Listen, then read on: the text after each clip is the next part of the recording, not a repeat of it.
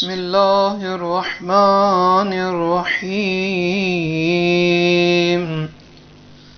اللهم صل على محمد وآل محمد اللهم أعني فيه على صيامه وقيامه وجنبني فيه من هفواته وآثامه وارزقني فيه ذكرك بالدوام بتوفيقك يا هادي المضلين اے اللہ آج کے روز مجھے روزہ رکھنے اور عبادت کرنے میں مدد فرما دے اور اس دن میں مجھے بیکار باتوں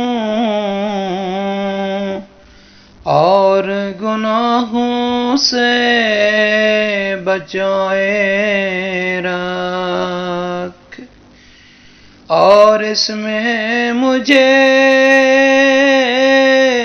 یہ توفیق دے کہ ہمیشہ تیرے ذکر و فکر میں رہوں اے گمراہوں کو ہدایت دینے والے آمین یا رب العالمین۔ سامعین عزیز، اس دعا کے بعد 8 ماہ رمضان المبارک کی شب کی نماز بیان کرنا ہے۔ کیا اجر ہے، کیا فضیلت ہے۔ سامعین عزیز، مومن مومنات، 8ویں شب کی نماز کے بارے میں فرماتے ہیں وَمَنْ صَلَّى فِي اللَّيْلَةِ الثَّامِنَةِ مِنْ شَهْرِ رَمَضَانَ رَكْعَتَيْنِ يَقْرَأُ فِي كُلِّ رَكْعَةٍ الْحَمْدَ مَرَّةً وَقُلْ هُوَ اللَّهُ أَحَدٌ 10 مرات وسبح 1000 تسبيحة فتحت له أبواب الجنان الثمانية يدخل من أيها شاء۔ سامعین عزیز، ماہ رمضان المبارک کی 8ویں رات کی نماز کے بارے میں فرماتے ہیں 2 رکعت نماز ہے۔ نیت کرنی ہے کہ ماہ رمضان کی 8ویں شب کی 2 رکعت نماز پڑھتا ہوں یا پڑھتی ہوں۔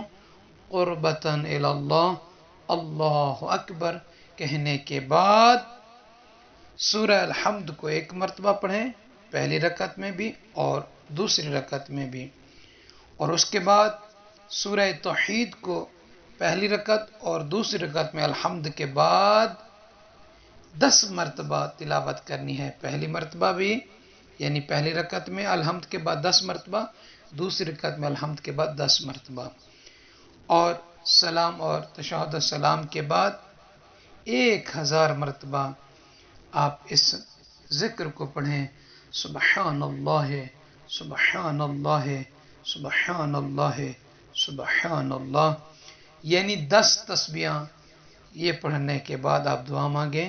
اللہ تعالیٰ آپ کی دعاؤں کو، حاجات کو، مناجات کو منظور و مقبول فرمائے گا۔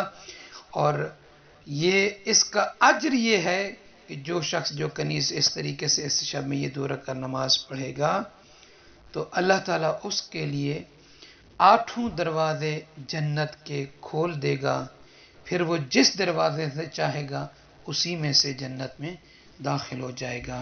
تو مومنین سے عرض ہے اپنی دعاؤں میں یاد رکھیں گے۔ جزاک اللہ۔